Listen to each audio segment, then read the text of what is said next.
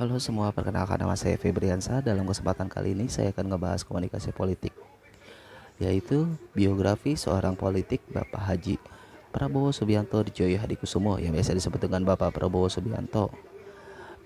Pada masa kecil, Prabowo Subianto dilahirkan di Jakarta pada tanggal 17 Oktober tahun 1951.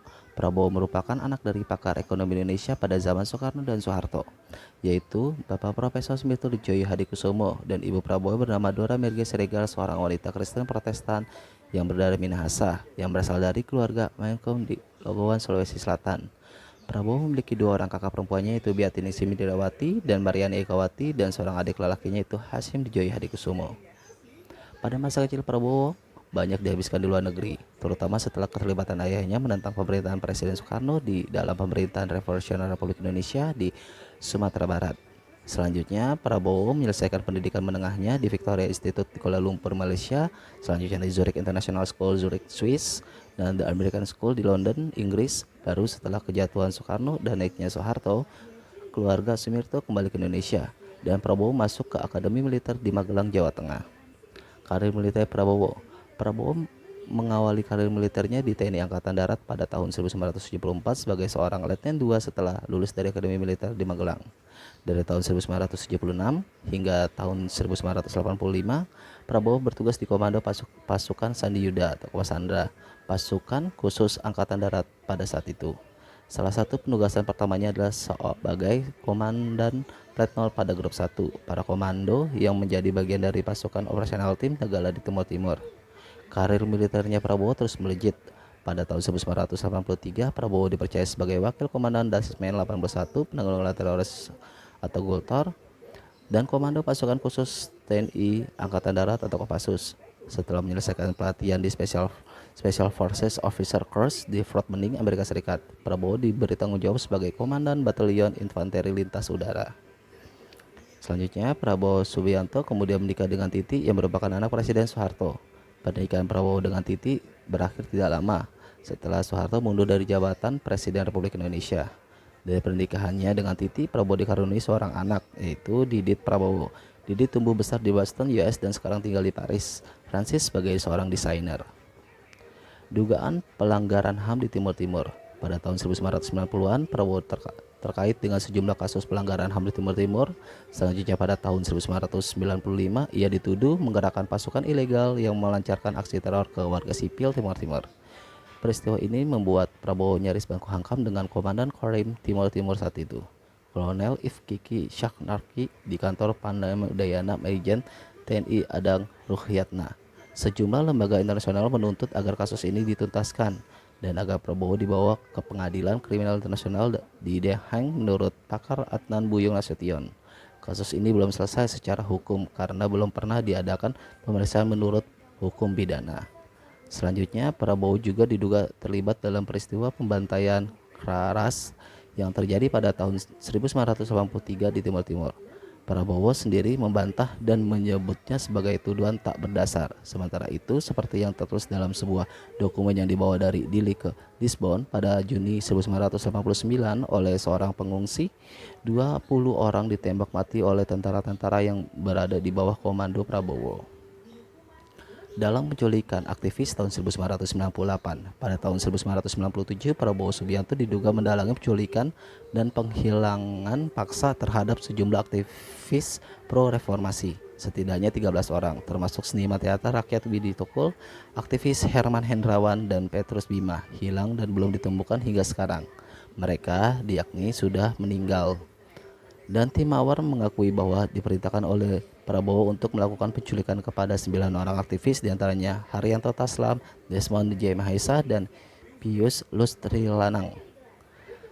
Dan banyak dugaan bahwa Prabowo Subianto mendalangi kerusuhan Mei 1998 berdasar temuan tim gabungan pencarian fakta.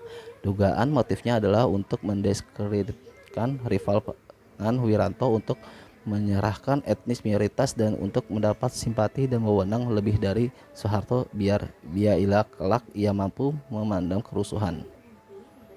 Berniat kudeta. Juga pada Mei tahun 1998 menurut kesaksian B.J. Habibie dalam bukunya yang berjudul Detik-Detik Menentukan serta kesaksian Purnawirawan Sisintuang Panjaitan, Prabowo melakukan insubordinasi dan berupaya menggerakkan tentara ke Jakarta dan serta kediaman Habibie untuk kudeta. Karena insubordinasi tersebut diberhentikan dari posisinya sebagai Panglima Korstat oleh Wiranto atas instruksi Habibie. Masalah utama dari kesaksian Habibie ialah bahwa sebenarnya pasukan-pasukan yang mengawali rumahnya adalah atasan perintah Wiranto, bukan Prabowo. Dan briefing komando tanggal 14 Mei 1998, Panglima ABRI mengarahkan Kopassus mengawali rumah-rumah presiden dan wakil presiden. Perintah-perintah diperkuat secara tertulis pada tanggal 17 Mei 1998 kepada komandan-komandan senior, termasuk Jeffrey Soidin dan Pandam Jaya pada waktu itu. Dalam buku biografinya Prabowo yang ini, ia bisa saja melancarkan kudeta pada hari-hari kerusuhan di bulan Mei itu, tetapi yang penting baginya ia tidak melakukannya. Selanjutnya Prabowo Subianto berkata, keputusan memecat saya adalah sah. Saya tahu banyak di antara prajurit saya akan melakukan apa yang saya perintahkan, tetapi saya tidak mau mereka mati berjuang demi jabatan saya. Saya ingin menunjukkan bahwa saya menempatkan kebaikan bagi negeri saya dan rakyat saya di atas posisi saya sendiri.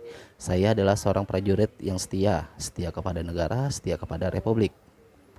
Selanjutnya, Prabowo menjadi pengusaha kertas. Prabowo Subianto diketahui bahwa setelah berhenti berkarir dari dunia militer, Prabowo Subianto kemudian memulai peruntungan menjadi seorang pengusaha mengikuti jejak adiknya yaitu Hasyim Joyo Hadikusumo.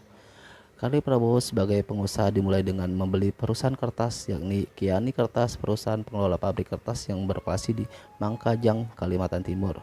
Perusahaan Prabowo Subianto tersebut sebelumnya dimiliki oleh Bob Hasan, pengusaha yang dekat dengan Presiden Soeharto.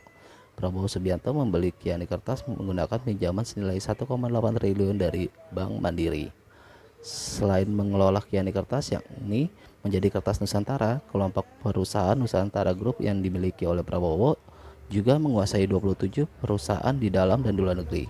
Usaha swasta yang dimiliki oleh Prabowo bergerak di bidang perkebunan, tambang, kelapa sawit, dan batu bara. Selanjutnya, Prabowo pendiri Partai Gerindra.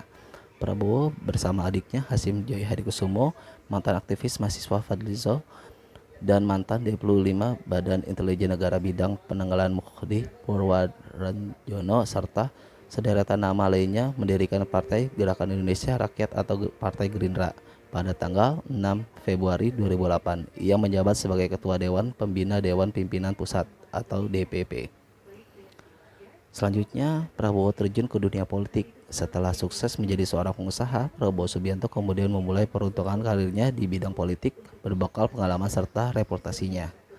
Selanjutnya, calon presiden 2004. Prabowo Subianto diketahui bahwa ia sempat mencalonkan dirinya sebagai calon presiden dari Partai Golkar pada konversi Capres Golkar 2004. Meski lolos sampai putaran akhir, akhirnya Prabowo kandas di tengah jalan. Ia kalah suara oleh Wiranto. Selanjutnya, calon wakil presiden 2009. Kemudian pada tahun 2009, Prabowo Subianto memulai peruntungannya kembali menjadi calon presiden pada pemilu 2009. Namun ia akhirnya menjadi calon wakil presiden mendampingi Megawati yang maju menjadi calon presiden Republik Indonesia. Kala itu Prabowo mendirikan partai bernama Gerindra atau Gerakan Indonesia dan menggunakan sebagai kendaraan politik. Namun hasil pemilihan umum berkata lain. Megawati yang berpasangan dengan Prabowo Subianto kalah dengan pasangan Susilo Bambang Yudhoyono dan Budiono yang menjadi presiden dan wakil presiden Republik Indonesia. Selanjutnya, Prabowo mencalonkan presiden di tahun 2019. Di tahun 2019, Prabowo kembali diusung sebagai calon presiden pada Pilpres 2019. Kali ini ia maju bersama dengan Sandiaga Uno sebagai calon presiden pada Pilpres 2009 mendatang yang didukung oleh sejumlah partai seperti Gerindra, PKS, PAN, dan lain-lain. Namun ia kalah perolehan suara lawannya yakni pasangan Joko Widodo dan Ma'ruf Amin setelah hasil perhitungan suara diumumkan oleh KPU. Selanjutnya menjabat Menteri Pertahanan. Setelah pemilihan umum presiden selesai, Presiden Joko Widodo kemudian menunjuk Prabowo Subianto sebagai Menteri Pertahanan Indonesia pada bulan Oktober 2019. Ia masuk dalam Kabinet Indonesia Maju periode 2019 hingga 2024. Sekian, terima kasih presentasi dari saya. Mohon kiranya, mohon maaf, terima kasih.